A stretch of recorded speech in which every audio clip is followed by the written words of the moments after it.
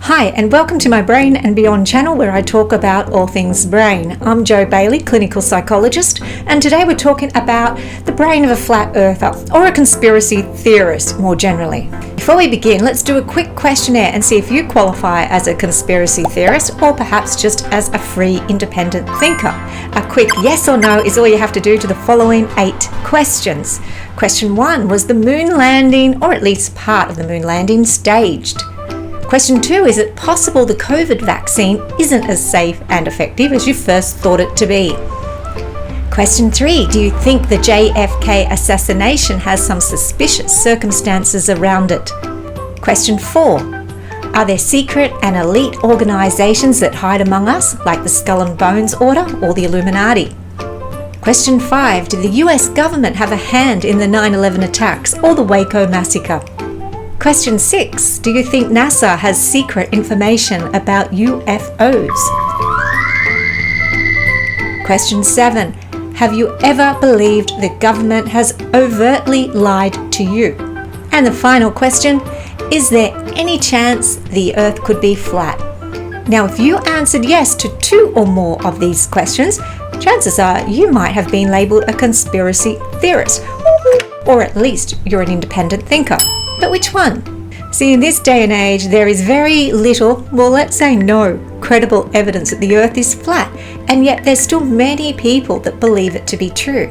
Now, why do you think that is? Well, when you look at the first 7 questions that I just gave you, the first 7 all involve government cover-ups and deception and lies of some kind.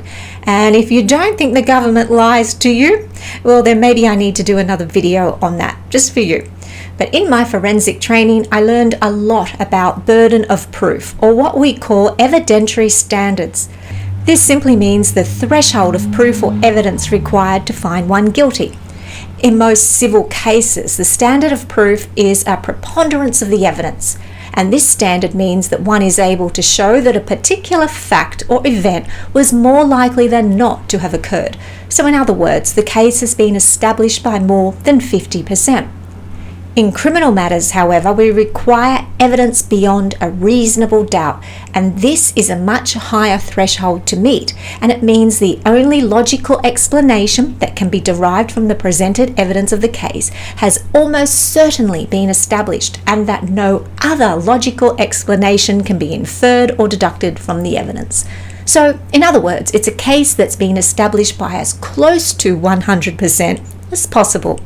But nothing is absolute, not even the truth. Your Honor, I object! And why is that, Mr. Reed? Because it's devastating to my case! Overruled. Good call! So I'm going to revisit those conspiracy questions again soon under an evidentiary standard of preponderance of the evidence, or a belief that proof for the theory is at least greater than 50%, so more likely than not. But first, I want you to be open-minded, because free thinking is something we should encourage and praise, not shame and condemn. Now, I hesitated to deviate here and show you several highly convincing pieces of information on the first 7 conspiracies that I just mentioned. This video would probably run way over 45 minutes if I were to do that, and I know from my YouTube stats that most viewers have an attention span of about 1 to 2 minutes, and then they're gone. So if you're still here now, then you are above average, at least in my YouTube data, and you likely have an inquisitive and an analytical mind. So thanks for staying around this long. But back to what I was saying. All the conspiracies I mentioned at the start, plus many, many more, have ample information freely available on the net to look up, both for and against. See, you can find evidence for or against anything you want these days, but only a discerning and an analytical mind is prepared to, 1, look at both sides of the argument equally and without bias, and 2, to have the sense to separate the evidence from the bullshit. So if you haven't already looked at the evidence for and against those theories, go and do so. You may be very surprised what you find, and what you find may just be a very large rabbit hole that you inadvertently start to fall down. But a flat Earth? Really? Well, no, I don't believe the Earth is flat.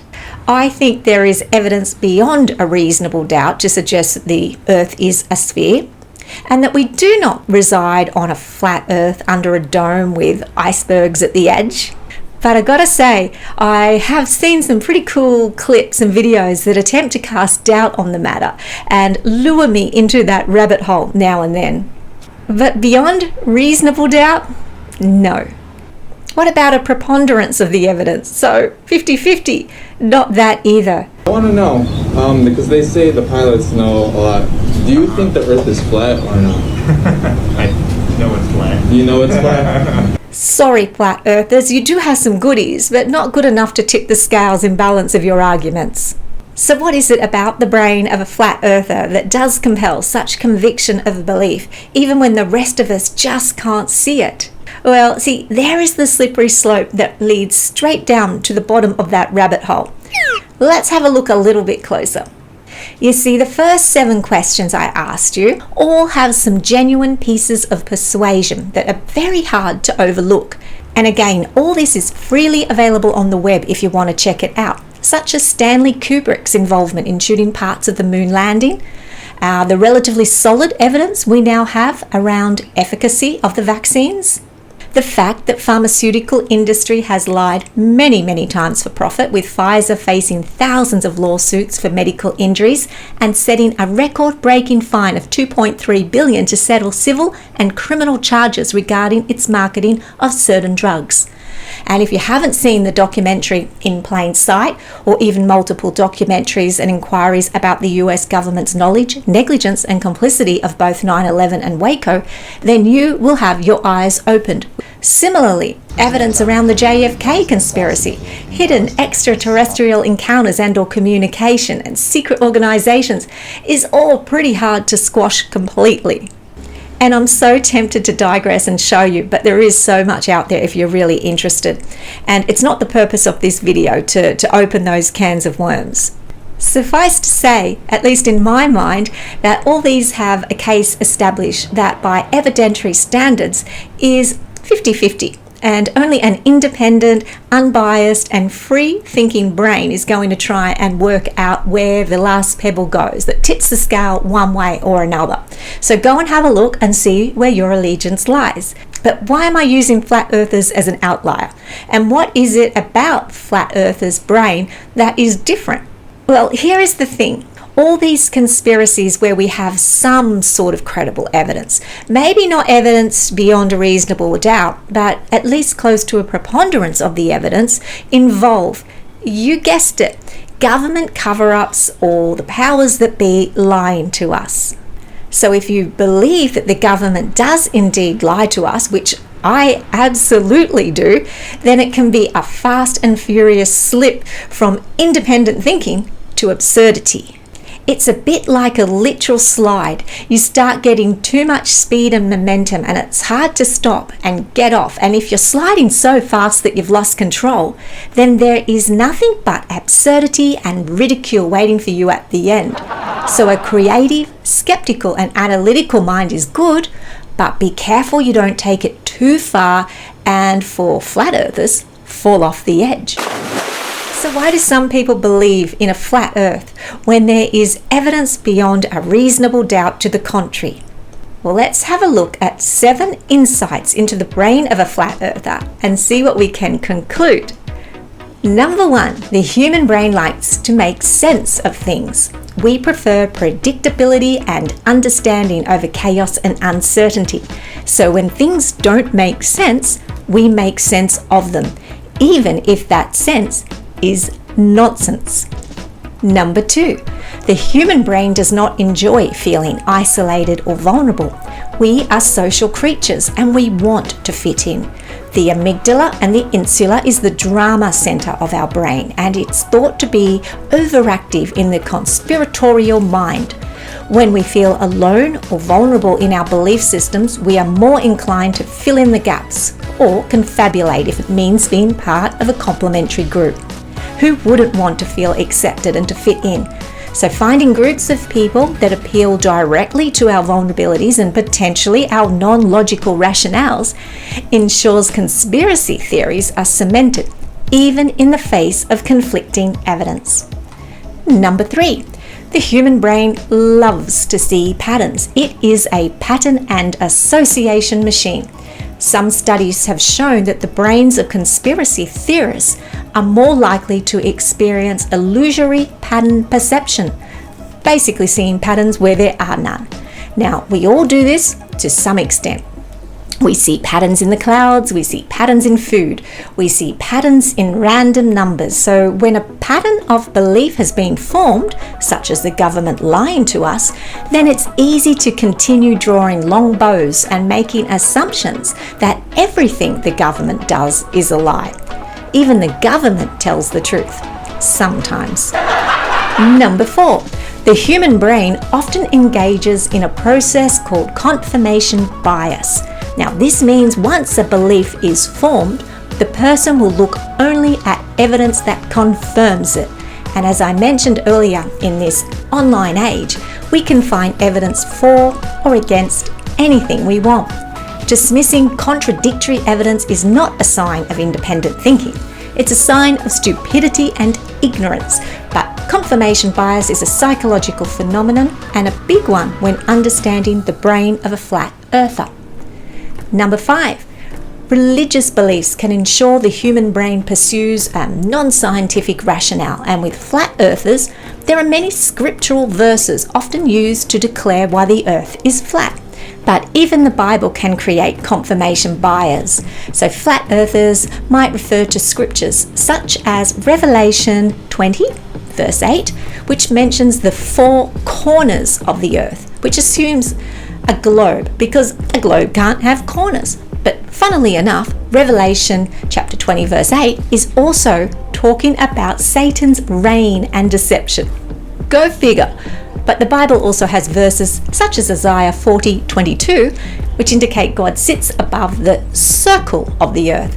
And of course, flat earthers will say a circle is not a sphere, and it's probably a flat circle. But either way, a round shape doesn't have corners. So nothing more to see here. Moving on. Number 6. Nothing holds credibility like established proof. So when the human brain can draw on substantive existing evidence to confirm a potential theory, then this is a nice mental heuristic or shortcut. For instance, conspiracy apologists point to the uncovering of well-known conspiracies like Watergate to substantiate their beliefs in other government cover-ups. But this is what we call cognitive distortion, something we might call fortune-telling in psychology. It is completely removed from the circumstances of the original event. Watergate confirms cover-up as it pertains to the era of Nixon administration. It has nothing to do with aliens, moon landings, or flat earth, even if the government is a common thread of connection. But it does remind us that humans are deceitful beings at times, none more so when there is power or money at stake. Number 7. Neuroscientists speculate that people who believe in multiple conspiracy theories may have excess amounts of a neurotransmitter called dopamine in their brains. Dopamine is involved with emotion, reward, cognition, and decision making. Now, this is a bit of a bold claim in some ways because it is just a theory, and increased subcortical release of dopamine is also our primary working theory for schizophrenia. But extreme conspiracy theorists and some people with schizophrenia do share that condition of seeing patterns in everything, what technically we call apophenia. Now, anyone can experience apophenia or patternicity, but if you live with schizophrenia, it may be part of a delusion. And conspiracy theorists are often called delusional, but that doesn't mean they are schizophrenic either. It doesn't go both ways, so the dopamine theory remains a theory, maybe a conspiratorial one. So what can we conclude from all of this? Is the earth really flat? No, I don't believe it is. In fact, I know it's not. Does the government lie and deceive us on a daily basis? Well, probably. Is the government involved in cover-ups of mass deception, massive lies on a global scale? Well, we do know that there is some established track history there, so there's a possibility. And what about the flat earther's brain? Is it grossly different from a normal brain in some way? Well, while some neuroscientists will have you believe this is true, I don't think that it is. To me, it's simply explained by individual differences. The unique contribution of genetics and environment, so this is the socio-religious culture in which the person's been raised, the set of random exposures and experiences that people have had along the way, the reality that government cover-ups have, do, and always will exist, and the slippery slope of the creative and independent mind that just fails to get off the ride in time. So sorry to say, but the flat earthers and conspiracy theorists are among us. They may even be in your workplace or living next door. Maybe they're in your home. After this video, I'm pretty sure they are. But they are usually law-abiding and inconspicuous people that silently and unassumingly merge into the environment around them. And in a world of inexplicable events where nothing is truly certain or known, conspiracy theorists may just be the ones that keep us alert, keep us on our toes. Because in the words of Oscar Wilde, the truth is rarely pure and never simple.